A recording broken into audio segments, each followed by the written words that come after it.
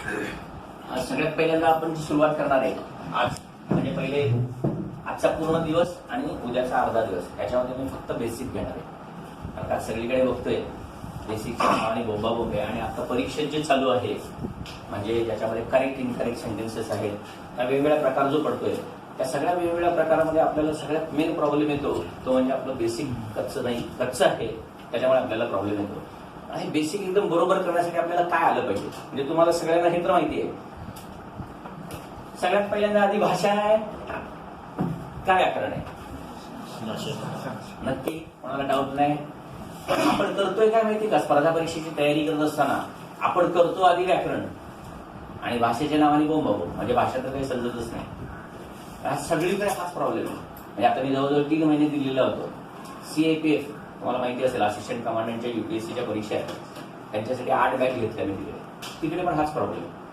सगळ्यांना असं वाटतं की आम्हाला सर तुम्ही ग्रामर शिकवा आणि आम्हाला मार्क्स मिळाले पाहिजे. तर ग्रामर शिकल्यानंतर मार्क्स मिळणारच आहेत पण ते ग्रामर म्हणजे आहे काय नाही हे तर आधी समजायला पाहिजे. आणि आपल्या सगळ्यांचा प्रॉब्लेम हाच आहे. किती जणांचा म्हणजे तुमच्यामध्ये किती जणांचा मला माहित नाही पण सगळ्यांचा प्रॉब्लेम हाच आहे की आपल्याला परीक्षेमध्ये विचारले काय नाही हेच मला समजत नाही. आणि आत्ताच्या परीक्षेचा जो पॅटर्न आहे त्याच्यामध्ये तुम्ही बघितलं असेल की 2 किंवा 3 वाक्य देतात AB किंवा ABC असं देतात आणि मग त्याच्यामध्ये फक्त A बरोबर फक्त B बरोबर किंवा सगळेच बरोबर किंवा सगळेच चूक.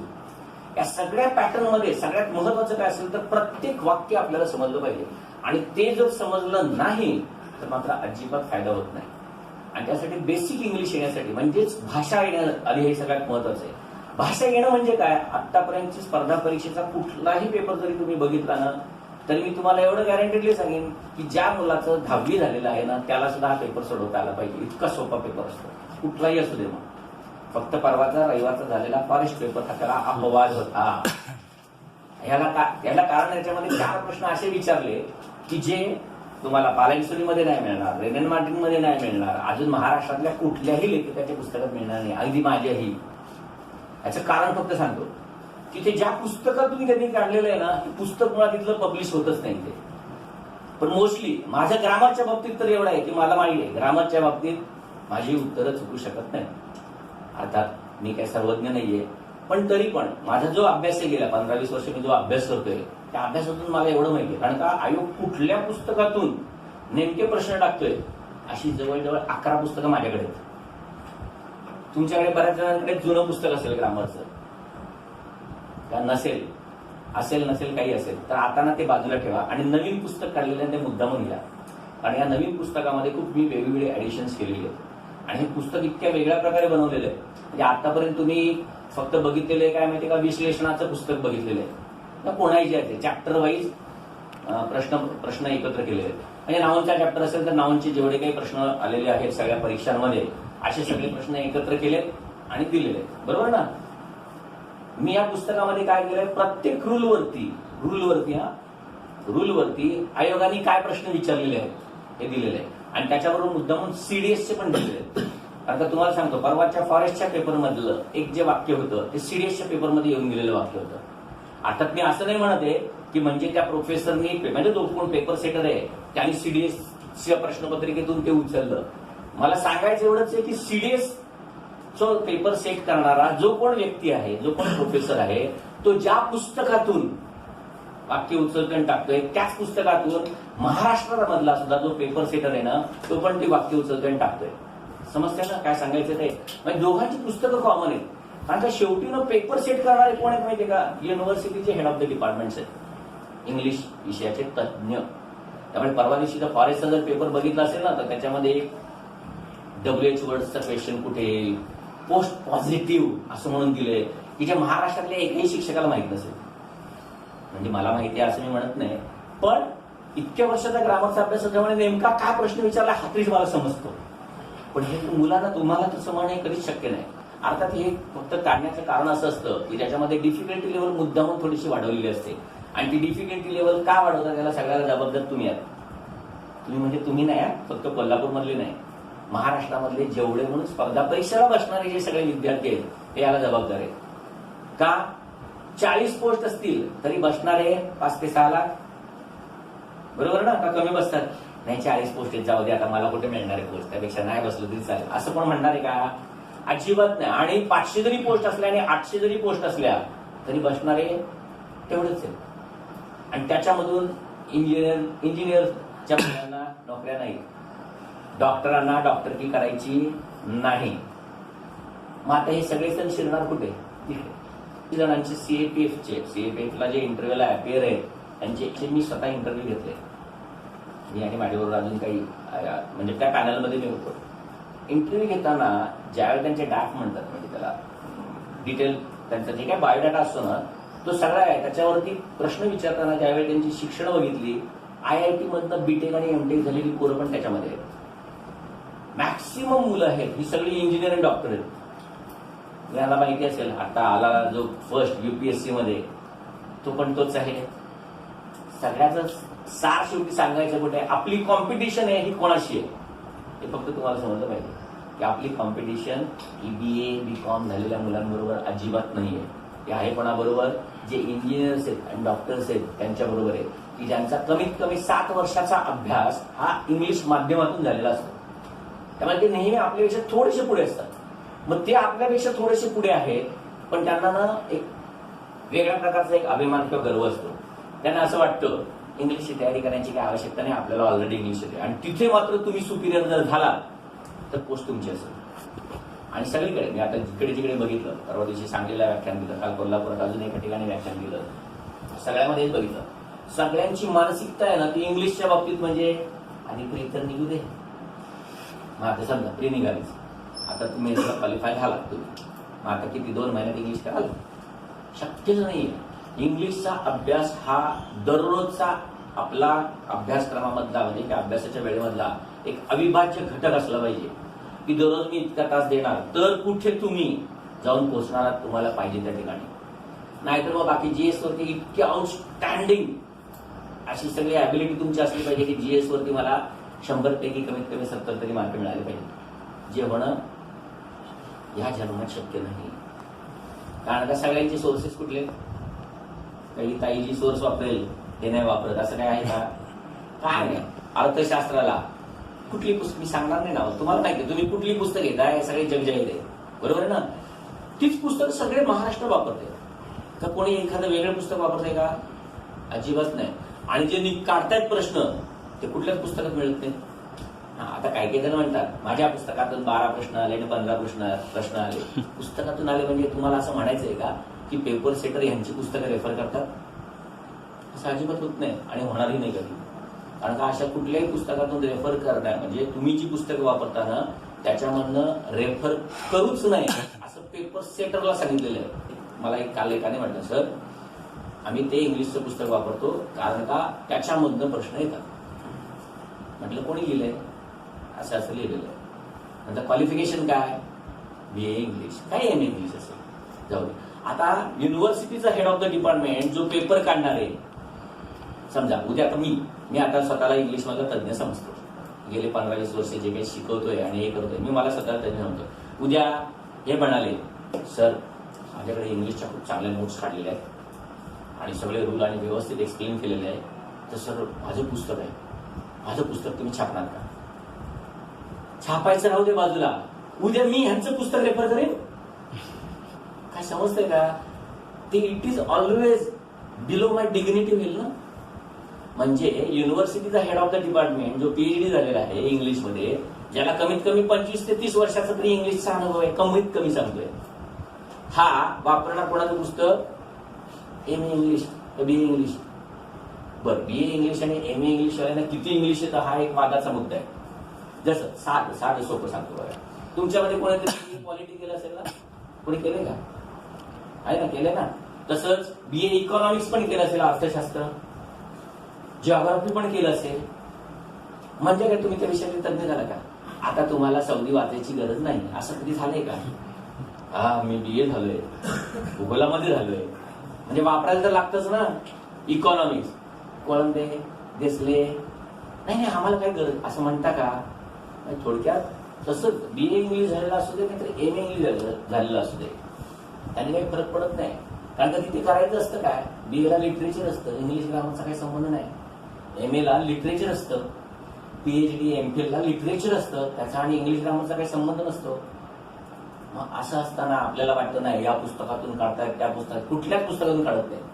म्हणजे 2011 पासून 2018 आता लेटेस्ट झालेली जी काही एक्झाम आहे, अगदी फॉरेस्टची जरी पकडली तुम्ही, तर या सगळ्या प्रश्नपत्रिकांमध्ये जर तुम्ही बघितलं, आणि तुम्ही बघू नका मी सांगतो तुम्हाला, या सगळ्या प्रश्नपत्रिकांकडे बघितलं तर एक लक्षात ठेवा, महत्वानं तुम्ही कुठलं पुस्तक वाचताना त्याला अजिबात नाही तुम्हाला आधी बेसिक इंग्लिश समजतं का आणि तुम्हाला रूलचं ऍप्लिकेशन समजतं का, हे जर 2 घटक जर तुम्हाला माहीत असतील तर तुम्हाला मार्क्स मिळणारच आणि मिळालेच पाहिजे. प्रश्न उठला करेक्ट आणि इनकरेक्ट सेंटेन्सचा, त्याच्याबद्दल मी नंतर अजून पुढे पुढे बोलत जाईन. करेक्ट आणि इनकरेक्ट सेंटेन्स हा एक असा प्रकार आहे की ज्या प्रकारामध्ये कारण हा फार कमी ग्रामरच्या पुस्तकांमध्ये आहे, म्हणजे इव्हन पालेंट्सवरींनी पण दिलेला आहे तो, पण असं जरी असलं ना तरी आजकाल त्याच्यावरती प्रश्न विचारले जायला लागले. हे सगळे करेक्ट आणि इनकरेक्ट सेंटेन्स हे वाचणं आणि ते लक्षात ठेवणं म्हणजेच तुमची कॉम्प्युटरची मेमरी असणं, बाकी काही नाही. मग हे लक्षात कशी ठेवायची, तर ते लक्षात ठेवायचे नसतात. त्याचा रूल जर समजला ना तुम्हाला तर ते लक्षात ठेवायला लागत नाही. आणि तो रूल काय आहे, म्हणजे माझ्या मी नवीन पुस्तकामध्ये मुद्दाम करेक्ट आणि इनकरेक्ट सेंटेन्स टाकले, पण ते नुसते टाकले नाहीत, त्याचं एक्सप्लेनेशन दिले की हे काय इनकरेक्ट आहे. आता प्रिपोजिशनला तसं काही करता येऊ शकत नाही, त्यामुळे प्रिपोजिशन मध्ये तुम्हाला दिसणार नाही, पण बाकीचं जिथे जिथे आवश्यक आहे, आणि ती पण कुठली आयोगाच्या लेव्हलनी काढलेली आहे. त्यामुळे ज्यांच्याकडे जुनं पुस्तक आहे त्यांनी जुनं पुस्तक न घेता नवीन पुस्तक वापरा. आणि त्या नवीन पुस्तकामध्ये मी प्रत्येक रूल वाईज आयोगाने काय काय प्रश्न विचारले, म्हणजे तुम्हाला एकतर आधी हे समजेल की मला या रूलचा अभ्यास करायचा का नाही, आणि त्याच्या पलीकडे जाऊन इथे तर मी तुम्हाला एक सांगणार आहे, मी सांगतो तेवढाच अभ्यास करायचा, या पलीकडे करू पण नका. कारण का ते काय विचारणार आहेत नाही तुम्हाला माहिती नाही. पण तुम्हाला माहिती आहे, समजा शोले पिक्चर बघितला असेल तुम्ही अमिताभ बच्चनचा, आणि पापण बघितला असेल, बरोबर आहे ना. अमिताभ ज्या भूमिकेमध्ये जातो ना ती भूमिका तो जगतो, बरोबर आहे ना. तसं पेपर सेटर कुठल्या माइंडसेटने पेपर काढतात ना ती भूमिका मी जगतो. मला ना त्यांचे प्रश्न बघितले ना की मला समजतात की हा या असं काढणार आहे. आता याच्या पुढचे त्यांची हे असेल, म्हणजे मला आठवतंय कुड आणि वॉज वर एबल टू, अजून असे बरेच काही नियम आहेत. कुड आणि वॉज वर एबल टू ह्यांचा नियम काय आहे हे फक्त मी कोल्हापूरला शिकवलेलं आहे, बाकी कुठेही शिकवलेलं नाही. आणि 3 वर्षापासून शिकवतोय मी हे, का मला माहितीये की बाबा हे आता परीक्षेमध्ये येण्याच्या मार्गावरती आहे. तसंच या नवीन ग्रामरच्या पुस्तकामध्ये मी मला ती भूमिका माहीत असल्यामुळे आता ह्याच्या पुढे ह्यांचा काय असेल, पुढची पायरी काय असेल, की जे मुलांना माहितीच नाही ना ते मुद्दामून टाकतात ते, आणि हे होत आलेलं आहे. उदाहरणार्थ कंडिशनल सेंटेन्स सगळ्या महाराष्ट्राला माहिती आहे. रेन मार्टिन मध्ये फक्त 4 प्रकार दिलेले आहेत. अनेक पुस्तकांमध्ये तर असं स्पष्ट लिहिलेलं आहे संपूर्ण विश्वात ह्याच्याशिवाय पलीकडे काही रूल नाही. माझ्या पेपरमध्ये माझ्या पुस्तकामध्ये ऑलरेडी 4 रूल आणि त्याच्यावरती अजून एक्स्ट्रा रूल पण दिलेले आहेत. उदाहरणार्थ तुम्हाला माहित असेल तर कंडिशनल सेंटेन्स मध्ये, म्हणजे जे नवीन त्यांना समजणार नाही कदाचित, पण ज्यांनी थोडंफार इंग्लिशचा अभ्यास केलाय त्यांनाही माहिती असेल की कंडिशनल सेंटेन्स मध्ये जी इमॅजिनरी किंवा अनरियल कंडिशन असते त्याच्यामध्ये इफच्या नंतर सिंपल पास्ट असतो आणि त्याच्यानंतर वुड, कुड आणि माईट. कुठलाही पुस्तक बघा या 3 हेल्पिंग वर्ड्स पाहिजे दुसरं काही नसेल. पण माझ्या ऑलरेडी अगोदरच्या पुस्तकामध्ये सुद्धा आणि त्याच्या दिलेल्या उदाहरणांमध्ये सुद्धा मी शुड असतं हे लिहिलेलं आहे. आणि आता शुडवरचे प्रश्न यायला लागले. शुड इफच्या वाक्यामध्ये शुड कधी वापरलं जाईल का, आपल्या रूल प्रमाणे तर कधीच वापरलं जाणार नाही. कारण का सगळी ग्रामरची पुस्तकं ही टोकडी आहेत. मी इव्हन रेन मार्टिनचं नाव घेऊन सांगतो का टोकडी आहेत, म्हणजे रेन मार्टिन हे खरं म्हटलं तर इंग्लिश ग्रामरचं बायबल आहे. पण ते जरी बायबल असलं ना तरी आता त्याची संधी संपलेली आहे. आता त्या पुस्तकाचा उपयोग होणार नाही स्पर्धा परीक्षेसाठी तरी. का, कारण का त्याच्यामध्ये फॉर्ट्युइटस कंडिशन म्हणून एक कंडिशन आहे इंग्लिशमध्ये, जे माझ्या पुस्तकात ऑलरेडी आहे. अगोदरचं पुस्तक आहे त्याच्यामध्ये पण आहे, नवीन ह्याच्यामध्ये पण आहे. त्याच्यामध्ये इफची वाक्य शुडनी सुद्धा होतात हे सुद्धा मी लिहिलेलं आहे. आता एक नवीन रूल मुद्दा मी त्याच्यामध्ये टाकला, कारण का सगळ्या ग्रामरच्या पुस्तकांमध्ये असं दिलेलं आहे की इफच्या नंतर कधीही सिंपल फीचर वापरला जात नाही. आणि सगळ्या जगाला नाही, सगळ्या महाराष्ट्राला माहिती आहे. पण तो कधी वापरतात ह्याची कंडिशन आहे तिने या वेळेला या पुस्तकात टाकलेली आहे. याचं कारण फक्त एवढंच की आता आयोग पुढे जायला लागलाय, तुम्हालाही अभ्यास तुमचा पुढे न्यावा लागणार आहे. आणि ज्याला वाटत असेल की मला हे जमणार नाही त्यांनी शेती करायला निघून जावं, थांबू पण नाही. परत वाईट वाटून घेऊ नका. सांगण्याचं कारण फक्त एवढंच आहे की be prepare for the worst. काय अवघड येऊ शकेल ना याची तयार. आणि खरं म्हटलं तर अवघड काहीच नाहीये, फक्त तुम्हाला ना त्याची ओळख होत नाही. आता समजा उद्या ही ताई मला जर दररोज सकाळ संध्याकाळ इथे विजयश्रीला दररोज भेटली तर मी एक दिवस तरी विचारेन तुझं नाव काय ग, कारण का आधी तोंड ओळख झालेली आहे, बरोबर आहे ना. त्यामुळे हिला विचारणार तुझं नाव काय. मग आता एकदा तिनं नाव सांगितल्यानंतर मी एवढंच विचार एमपीएससी करते का, म्हणेल हो. आता नंतर परत परत भेट झाल्यानंतर ज्या वेळेला मला समजेल एमपीएससी करते त्यावेळेला आता समजा माझा इंग्लिश विषय तसा इतिहास भूगोल काही पण असेल, मग ह्याचा अभ्यास कसा करते त्याचा अभ्यास कसा करते हे मी तिला विचारणार.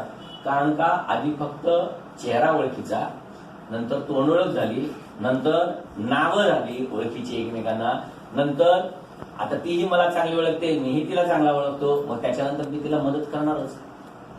समजते का. तिथं नाही चाललंय तिचं ग्रामरच्या रूलचं चाललंय. आपली ना ग्रामरची रूलची ना तोंड ओळख सुद्धा नाही. तोंड ओळख कधी होणार माहितीये का, दररोज भेटलं तर ना. आपण कुठे दररोज भेटतोय कोणाला, ग्रामरचे रूल्स ना. आपली तोंड ओळखच नाही.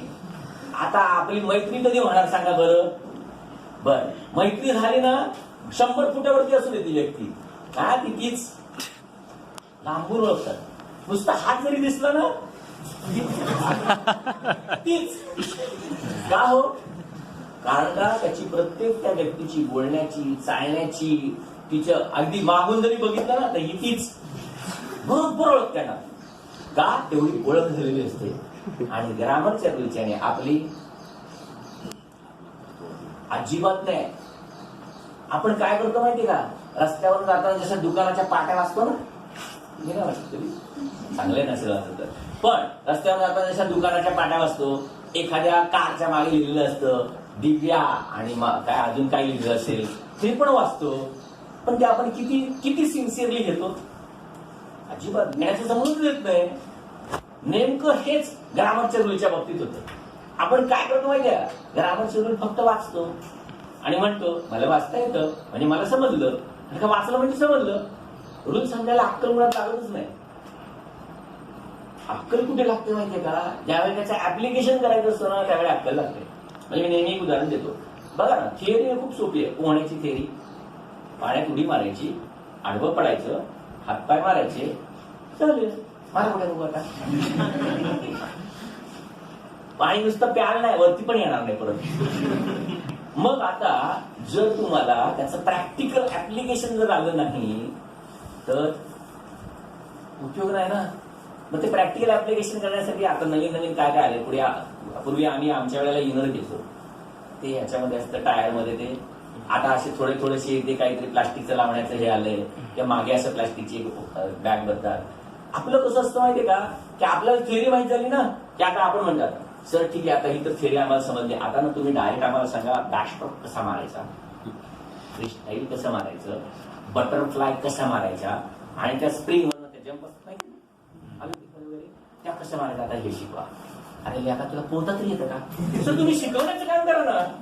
अरे पण तुला पोहता येत नाही त्याचं काय, सर तुम्ही शिकवा तरी आधी. हे कसं येणार, गाडीवरती पोहायला शिकणार आहेस, मी सांगतो फ्रीस्टाईल हा आजी करायचे, मग येणार आहे का. थोडक्यात ते नाही सांगायचंय. आपली परीक्षा आहे ना परीक्षा, त्या परीक्षेमध्ये बॅकस्ट्रोक पण माहिती पाहिजे, फ्रीस्टाईल पण माहिती असली पाहिजे, आणि बटरफ्लाय पण माहिती असलं पाहिजे. नाहीतर जिकडे दिसेल तिकडे काळं करायचं आणि आयुष्यभर तोंड काळं करत राहायचं. किती अटेम्प्ट झाले, 6 अटेम्प्ट झाले, 4 अटेम्प्ट झाले. मग एखाद्याला सांगितल्यानंतर तो दुसरं 5 अटेम्प्ट झाले म्हणतात, तो आपल्याला सर सर सर म्हणणारच. अरे कुठल्या तर सरला बघतो 5 अटेम्प्ट झाले अजून निघत नाही पूस, त्याचा काहीतरी विचार कर. होती मला ते सांगायचंच, मला सांगायचंय. मग हे 5 आणि 6 अटेम्प्ट आपल्याला का लागतायत. 5-6 अटेम्प्ट म्हणजे कमीत कमी 4 तरी वर्ष झाली की नाही, कमीत कमी 4 वर्ष तुला इंग्लिशमुळे पोस्ट मिळत नाही हे समजतंय, पण तुला असं वाटत नाही आपण 6 महिने फक्त इंग्लिशचा अभ्यास करूया, पोस्ट पहिला प्रयत्न निघेल. पण आपल्याला हे अजिबात करायचं नाही. का येऊन लोड कुठलं फ्रीचं. अरे काय फ्रीचं लोड. मग काय असतं माहितीये का, ज्याचं लग्न होत नाही ना त्यालाच माझं लग्न कसं होईल याची चिंता असते, पण ज्याचं ऑलरेडी ठरलेलं असतं नाही समजलं. सांगायचं फक्त एवढंच आहे, म्हणजे मला पोस्ट मिळणारच का माझा इंग्लिश मार्केट तयार आहे. हे जर अगोदरच माहित असेल तर तिच्या अभ्यासाला किती जोर गेलो. पण कितीतरी प्री करा, शेवटी क्वालिफाय होणं नशीब पण आहे आणि अभ्यास पण आहे. ऍक्च्युली नशीब हा प्रकारच नसतो, पण काही काही जणांना वाटत असतं नाही रे मागच्या वेळेची निघाली पण यावेळी लकने साथ नाही दिलं. कसलं लक बी कसलं डोंगल्याचं सांगायचं फक्त एवढंच आहे. म्हणजे थोडक्यात काय, प्री कितीही पार करून गेला तरी सुद्धा मेन्स मध्ये परत इंग्लिशमुळे मागे येणार, मराठीमुळे मागे येणार. मग त्याचा अभ्यास सुरुवातीपासून केला पाहिजे. आणि हा अभ्यास सुरुवातीपासून करण्यासाठी काही बेसिक इंग्लिश येणं खूप आवश्यक आहे. आणि ते बेसिक इंग्लिश जर नाही आलं ना तर तुम्ही जो सगळा अभ्यास कराल ना तो फोल आहे. कारण का तुम्हाला माहिती असेल आ आणते आम्हाला पुरा गाणं ऐकली की नाही कधी? ऐकलंय ना प्रत्येकाने? काय मल्ल्याला का कुठलं तरी गाणं, तामिळ बिळ कुठलं तरी गाणं आहे, मला पण काय माहिती नाही, पण कुठलं तरी गाणं आहे. त्या गाण्यावरती नाचला पण असाल. माझा मुलगा त्यावेळेला लहान होता, त्यावेळेला तर त्याचं सगळं ते गाणं पण पाठवतं. त्याला म्हटलं त्याचा अर्थ काय? बाबा अर्थ काय करायचा आहे, बघा नाचतो कसा मी त्याच्यावर. आपलं नाही हे चालू आहे माहितीये का? आपलं होतं काय माहितीये का, इंग्लिशच्या बाबतीत आणते अमलापूर आहे. म्हणजे वाक्य काय दिलंय हे मुळात समजतच नाही, आणि फक्त उत्तर कसं काढायचं ह्याचं. पूर्वी 4 पर्यायामधला एकच पर्याय बरोबर असायचा, आता 2-2 काय 3-3 सुद्धा नाही, सगळे सुद्धा पर्याय बरोबर असतात किंवा सगळे चूक पण असतात. अशा वेळी नेमकं करायचं काय? त्यासाठी प्रत्येक वाक्य समजलंच पाहिजे. ते कुठल्या रूलवरती विचारलंय हे समजलंच पाहिजे. आणि हे जर समजलं नाही अजिबात उपयोग होणार नाही. आणि ते समजण्यासाठी आधी बेसिक इंग्लिश आलं पाहिजे. मी अनेकदा प्रत्येक ह्याच्यामध्ये सांगत असतो, आणि तुम्हालाही माहिती आहे मराठी ग्रामरचा, ज्यांनी मराठी ग्रामरची रचना केली कोण? विल्यम कॅरी, बरोबर ना? विल्यम कॅरीने ग्रामरची रचना केल्यानंतर 5 वर्ष महाराष्ट्रामध्ये ज्यांनी ज्यांनी मराठी व्याकरणावरची पुस्तकं लिहिली ना ते प्रूफ रिडिंगसाठी, आणि आम्ही लिहिले ते बरोबर आहे का नाही व्याकरण मराठीचं हे बघण्यासाठी विल्यम कॅरीकडे प्रूफ रिडिंगला पाठवायचे. भाषापणाची आपली, आणि आपल्या भाषेचं ग्रामर कोण चेक करतोय? विल्यम कॅरीने ग्रामर काढताना इंग्लिश ग्रामर प्रमाणे रचना केली, समजते ना? मग त्याने इंग्लिश ग्रामर प्रमाणे रचना केली आणि मराठी ग्रामर निर्माण केलं. मग आता व्हाईस वर्सा, जर तुम्हाला मराठी ग्रामर चांगलं येत असेल तर इंग्लिश ग्रामर आलंच पाहिजे. मग मराठी ग्रामर तर येतं, कारण का वाळंबे, वाळंबेच्या पलीकडे सुद्धा आता परत जायला लागले. पण म्हणजे वाळंबेच्या पलीकडे सुद्धा आता जायला लागलेले आहेत. ठीक आहे, वाळंबे तर कराच, कारण का मोस्टली त्याच्यामधलं 60% तरी कमीत कमी त्याच्यामधलं बरोबर येतं त्या याच्याप्रमाणे. त्यामुळे वाळंबे करायचं, सांगायचं फक्त एवढंच आहे. जर ते मराठीचं ग्रामर तुम्हाला समजत असेल तर तुम्हाला इंग्लिशचं ग्रामर समजलंच पाहिजे. आणि त्यासाठी अभ्यास हा दोन्ही सिमल्टेनियसली करायचा असतो. म्हणजे मराठीतलं जर नाऊन असेल, मराठीमधलं फक्त ना तुम्ही ते शब्दसिद्धी, समास, अलंकार एवढं फक्त जे काय आहे ना शब्दांशी संबंधित सर्जरी वगैरे जे काय आहे ना हे फक्त सोडून द्या. पण सगळ्या शब्दांच्या जाती, समजते ना? नाम सर्वनाम माहिती तुम्हाला, या सगळ्या शब्दांच्या जाती, आणि त्याच्यानंतर केवल वाक्य, संयुक्त वाक्य आणि मिश्र वाक्य, या सगळ्या दोन्हींचा अभ्यास इंग्लिश आणि मराठी यांचा पॅरलल झाला पाहिजे. म्हणजे उद्या मोरावाळीतलं नाऊन वाचलं तर तुम्हाला हे समजलं पाहिजे की मी आधी इंग्लिश मधलं पण नाऊन वाचलं. इथला रूल आणि इथल्या रूल मध्ये फरक काय आहे हे मला समजलं पाहिजे. जिथे फरक आहे ना तिथे प्रश्न विचारतात, जिथे एक्सेप्शन्स आहे ना तिथे प्रश्न विचारतात. आणि हे जर आपण बघितलं नाही, आणि आयडेंटिकल रूल्स आहेत. अगदी तुम्ही टेन्स मध्ये बघा, काही पण बघा, इंग्लिश मध्ये भविष्यकाळ हा भूतकाळासाठी वापरतात. जरा धक्का बसेल, नवीन ग्रामर मध्ये मला एक्सपेक्टेड रूल आहे हा येणाऱ्या पुढच्या परीक्षेत. लगेच काही या परीक्षेमध्ये येईल असं म्हणत नाही, पण येणाऱ्या परीक्षेमध्ये हा रूल मला एक्सपेक्टेड आहे. का? जे तुम्हाला माहित नाही आणि जे एक्सेप्शन आहे विचारणारच, हेच होतंय आणि सगळ्या परीक्षांमध्ये. तो रूल मग मी माझ्या नवीन पुस्तकामध्ये टाकलेला आहे. सांगायचं काय, मराठीचा आणि इंग्लिशचा अभ्यास हा पॅरलल झाला पाहिजे. आणि तो ज्यावेळेला तुम्ही पॅरलल अभ्यास कराल त्यावेळेला तुम्हाला समजेल की एक्सेप्शन्स कुठे आहेत, की जे सगळ्या जगाला माहित नाही ना, स्पर्धा परीक्षेतल्या कोणाला माहिती नाही तर मला माहिती असलं पाहिजे. आणि हे ज्यावेळी तुम्हाला माहिती होईल ना त्यावेळी तुम्हाला कॉन्फिडन्स येईल. का? की मला येतंय, आणि ते मला येतंय ना हे सगळ्यात महत्वाचं आहे. ते जोपर्यंत येत वाटत नाही ना तुम्हाला, तो कॉन्फिडन्स येत नाही ना, तोपर्यंत इंग्लिशमध्ये काही उपयोग नाही. नाहीतर काय करायचं माहितीये का, खाली 1, 2, 3, 4 पर्याय दिलेला असतो. वरती समजा तुम्ही 2 नंबरचा पर्याय तुम्हाला माहिती म्हणून टिक मार्क केलाय, तर मग 3, 4 पासून चालू करायचं. 10, 20, 30, 40, 50, 60, 70, 80, 90, 100 एक नंबरचा पर्याय देऊ. काय त्याला काय म्हणजे अशा पर्याय देऊन आणि अशी उत्तर देऊन काय पाठ होणार का? म्हणजे आपल्याला मार्क्स मिळणार आहेत का? म्हणजे थोडक्यात सांगायचं मला एवढंच आहे, माहित काही नाही आणि तरी पण काहीतरी आपला गोळा कुठेतरी काळा करून टाकायचा, याला काही उपयोग नाही. प्रश्न असतात, त्या प्रश्नांमध्ये डिफिकल्टी लेवल नेहमी 40 मधले कमीत कमी 3 ते 4 प्रश्न असे असतात. मग ते व्होकॅब्युलरीच्या बाबतीत असू दे किंवा कसल्याही बाबतीत असू दे, त्यांची डिफिकल्टी लेवल ही नेहमी जास्तच असते. आता कंबाईनची प्री कमीत कमी ऑगस्ट मध्ये आहे ना, बरोबर? प्री नाही, सॉरी, मेन्स, बरोबर ना, ऑगस्ट मध्ये आहे. आता कुठला महिना चालू मे, आज म्हणजे उद्यापासून जून चालू आहे, बरोबर आहे ना. म्हणजे जून आणि जुलै हे 2 महिने पूर्ण आहेत आपल्याला. अभ्यासाची स्ट्रॅटेजी काय ठरवायची सांगेन मी नंतर, पण स्ट्रॅटेजी काय ठरवायची, पेपर कसा सॉल्व्ह करायचा ते तुम्हाला आत्ताच माहिती असलं पाहिजे.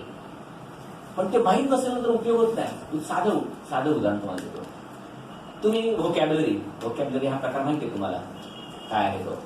मग त्याच्यामध्ये इडियोमॅटिक फ्रेजेस आहेत, फ्रेझल वर्ब्स आहेत, वन वर्ड सबस्टिट्यूट आहेत, होमोनिम्स आहेत, बरोबर, अजून काय काय काय काय भरपूर काय काय काय काय आहे. हे सगळ्या व्होकॅब्युलरीवरती साधारणतः 10 ते 12 मार्काचे समजा प्रश्न विचारतात. त्याच्यामधलं आपलं टार्गेट किती असलं पाहिजे हे तर ठरवलं पाहिजे. आपल्याला प्रॉब्लेम काय होतो माहिती का? नाही, सिनॉनिम्स अँटोनिम्स विचारतात. अरे हो, पण किती मार्काला विचारतात? 2 मार्क जास्तीत जास्त, बरोबर ना. सिनॉनिम्स अँटोनिम्स 2 मार्क करण्यासाठी तुम्हाला कमीत कमी 2 ते 2,500 शब्द पाठ करावे लागतील. समजतंय? बरं, तुम्ही 5 जरी केले ना तरी तुमच्या डोक्यामध्ये उत्तर राहणार आहे परीक्षेपर्यंत. मग ते 2-2,500 शब्दांना कशाला उगाच महत्व देतात 2 मार्कासाठी? सोडून द्या. हा, माझा सगळा अभ्यास झालेला आहे, आता मला बाकीच काही नाही, आता मला सगळं येते, आता मी करतो, मग करा. पण नाही तर गरज नाही. पण तेच तुम्ही idiomatic phrases, phrasal verbs, one word substitute हे सगळे मिळून जरी 2-2,500 केले ना तर कमीत कमी 6 तरी मार्क पडतील. मग 2 ते 2,500 अँटोनिम्स सिनोनिम्स बघून 2 मार्कासाठी रडायचं आणि त्यातून परत तुम्ही पाठ कराल तेच विचारतील, याची गॅरंटी नाही. मग त्याच्यापेक्षा 2 ते 2,500 हे सगळे फ्रेझल वर्ब्स, इडियोमॅटिक फ्रेजेस किंवा वन वर्ड सबस्टिट्यूट हे कमीत कमी रेग्युलर वाचून जर लक्षात ठेवले तर कमीत कमी 5-6 तरी मार्क मिळतील. म्हणजे मला सांगायचं एवढंच आहे की डॉन्की वर्क करत बसू नका, स्मार्ट वर्क करा, स्मार्ट वर्क. आणि ते केलं ना तर मग मार्क्स मिळतात, नाहीतर मार्क्स नाही मिळणार. उगाच 1-2 मार्कासाठी जीवाचा आटापिटा करायचा, कोण सांगितलंय? असं करायचं नाही, प्लॅनिंग करायचं असतं.